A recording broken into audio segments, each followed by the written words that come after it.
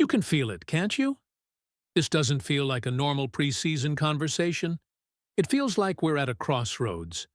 After everything we've been through, the long playoff runs, the near victories, the expectations, now there are real questions about what comes next. Are we restructuring? Are we reshaping? Are we investing even more in what worked, or finally fixing what held us back? As fans, we know this window of opportunity won't stay open forever, and the decisions made now could lead this team back to dominance, or force a completely different direction. That's why this moment is important. But before I tell you all the details, click the like button and subscribe, so you don't miss any updates. Let's go. They're at a crossroads, and what happens in the coming weeks could define the future of this franchise more than any draft pick or free agent signing. Right now, inside the Indiana Convention Center at the NFL Scouting Combine, the conversation surrounding the San Francisco 49ers isn't about prospects. It isn't about speed. It isn't about the future. It's about survival in the trenches. It's about leadership. It's about whether one of the greatest players to ever wear the red and gold will continue his legacy in the Bay Area. We're talking about Trent Williams. And this isn't speculation. This isn't a rumor. This is real. According to reports cited during Combine coverage, there's no more guaranteed money left in Trent Williams's contract. His impact on the salary cap in 2026 is nearly $39 million. He turns 38 in July. He's still an elite player. He's still dominant. He's still feared throughout the league. But at his current value, it's not realistic for him to return without a new contract. Adam Schefter reported that the 49ers and Trent Williams are at a contract stalemate. If a new agreement isn't reached, the unthinkable becomes possible. A waiver, a free agent, losing a key piece of the offensive line. And here's why this is bigger than just one player.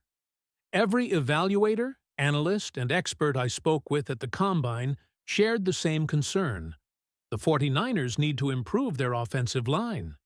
There's weakness at center. There's weakness at left guard. And without Trent Williams anchoring the left side, that unit could crumble, especially when trying to catch teams like the Seattle Seahawks, who are coming off a dominant performance in Super Bowl 60 against the New England Patriots. But there is a positive sign. General Manager John Lynch confirmed that he had productive and substantial meetings with Trent Williams and his agent, Vincent Taylor. Lynch emphasized that Trent loves being a Niner. The organization loves having him. Both sides are working to find a balance.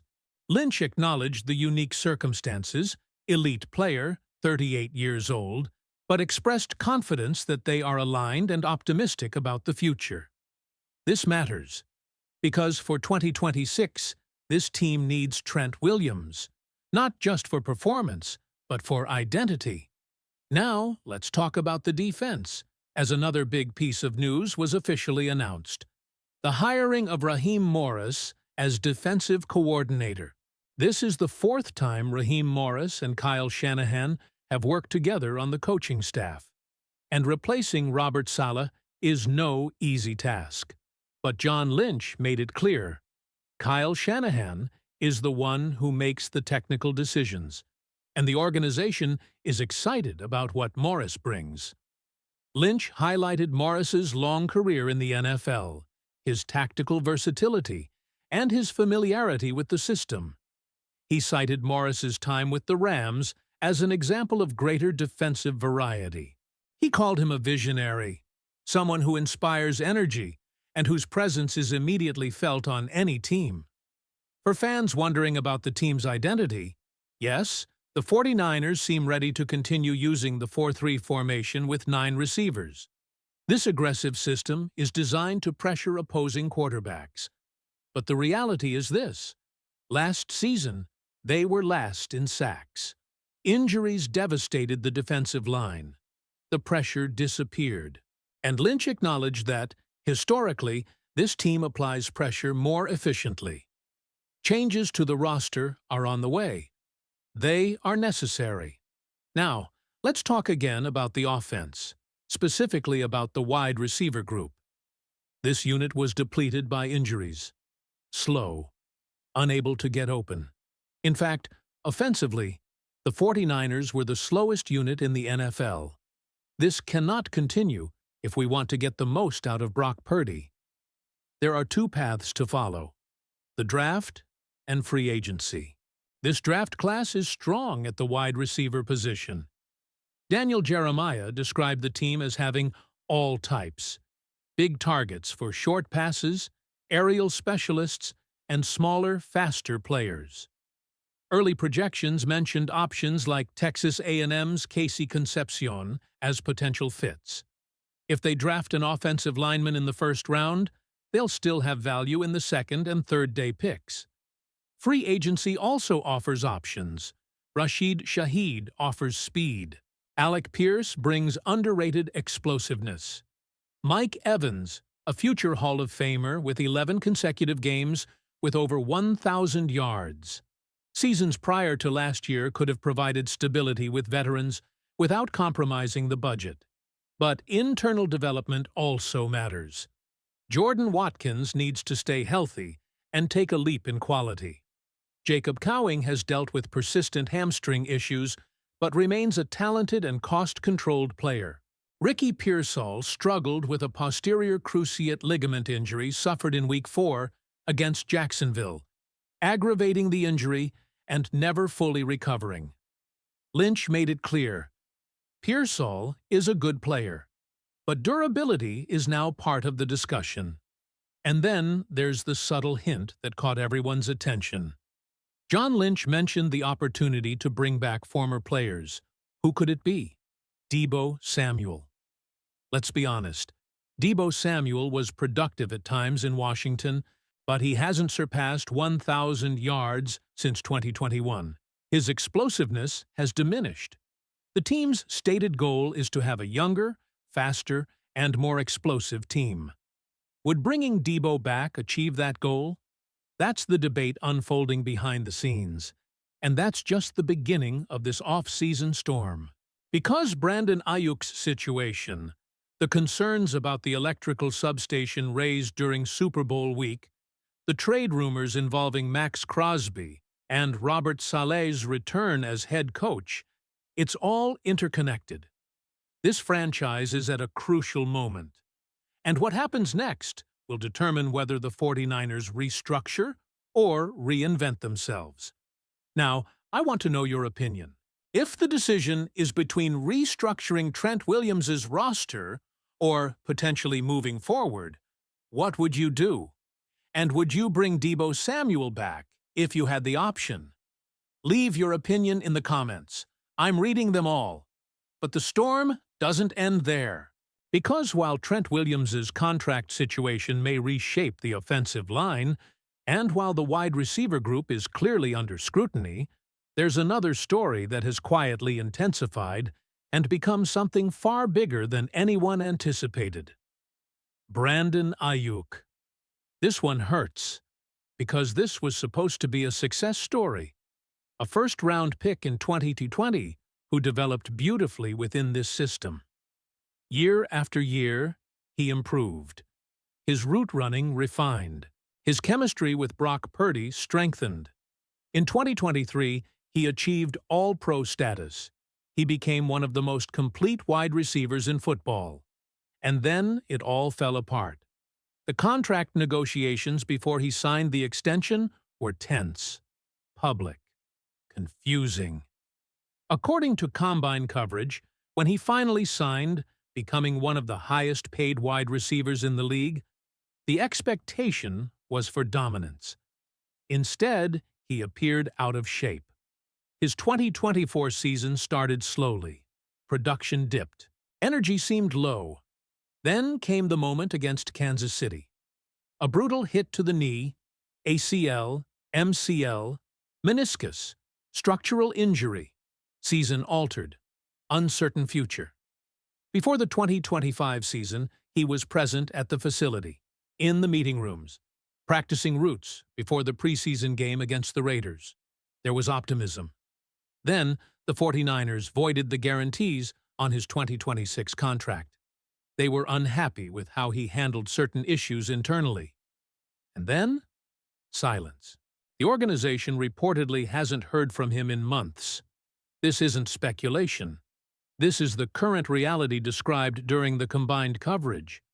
John Lynch's demeanor visibly changed when questioned about Ayuk. He stated that nothing would happen until the start of the new league year. And then, something might happen. Read between the lines. The feeling in Indianapolis is that the 49ers may ultimately have to move on, absorb some of the money, gain flexibility in the future salary cap, and reshape the position. This makes rebuilding the wide receiver position even more urgent. And just when you think there's been enough drama for an offseason, another story resurfaces. One that dominated headlines during Super Bowl week in the San Francisco Bay Area. The electrical substation controversy. During that week, concerns about exposure to electromagnetic fields near the training facility were publicly discussed. Agents reportedly expressed hesitation about signing their clients to San Francisco because of it. Some players voiced concerns. Even Trey McBride publicly suggested that this could impact free agency decisions. Christian McCaffrey acknowledged the concern, but said it wouldn't affect his personal decision. When questioned directly, John Lynch responded cautiously, but confidently. He emphasized the organization's championship culture, champion owners, champion coach, champion standard. He mentioned an event moderated by Chris Berman with 49ers legends, Joe Montana, John Taylor, Ronnie Lott, Eric Wright, Keena Turner, Harris Barton, and described the privilege of being part of this franchise. That's the proposition. History, legacy, competitiveness. But nowadays, perception matters. And, whether we like it or not, that narrative exists. Now, let's talk about something that has a big impact behind the scenes of the league. Max Crosby. Trade rumors aren't random. They don't gain traction without fuel. The Raiders' general manager stated that he expects Crosby to remain in Las Vegas in 2026. But that statement also came with the caveat that strong offers could change the negotiations. Crosby played injured. Reportedly, he wanted to finish the season, but missed the last 2 games. The Raiders appear to be heading for a rebuild, possibly selecting Fernando Mendoza as the first overall pick in the draft and hiring Clint Kubiak as head coach. Rebuilding. If you're an elite pass rusher entering your late 20s, do you want to start from scratch? The 49ers have shown interest in Crosby before. There are rumors at the Combine that they may inquire again. And considering the team finished last in the NFL in sacks, combining an elite presence on the defensive line with a revamped defensive line could instantly change the identity of that defense. It wouldn't be cheap. It wouldn't be simple. But it would be bold. And finally, we return to Robert Saleh. His first stint as defensive coordinator for the 49ers from 2017 to 2020 built one of the most feared units in NFL history. In 2025, despite injuries, he maximized what he had. His defensive performance in the wild-card round against the Philadelphia Eagles, a much more talented roster on paper, was proof of his excellence as a coach. Now he's head coach again. And when he spoke about San Francisco, it was with enthusiasm. Champion owners, champion general manager, champion head coach, champion standard. This isn't just talk. It's conviction. So, here's the current situation. Trent Williams' future is uncertain, but there's hope. Brandon Ayuk's future is hazy and possibly close to a departure. The wide receiver group is rebuilding. The defensive line needs reinforcements. Rumors about Max Crosby continue. Concerns about reserves persist, but are publicly downplayed. The coaching staff has been revamped with the arrival of Raheem Morris. This offseason isn't about minor adjustments.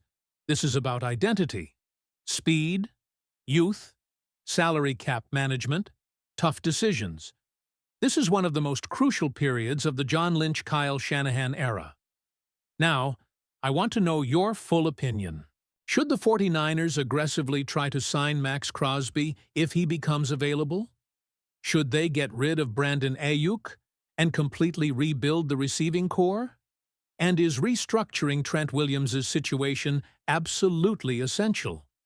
Leave your opinion in the comments. And if you want daily, uninterrupted coverage of this offseason, like the video and subscribe to the channel so you don't miss any updates.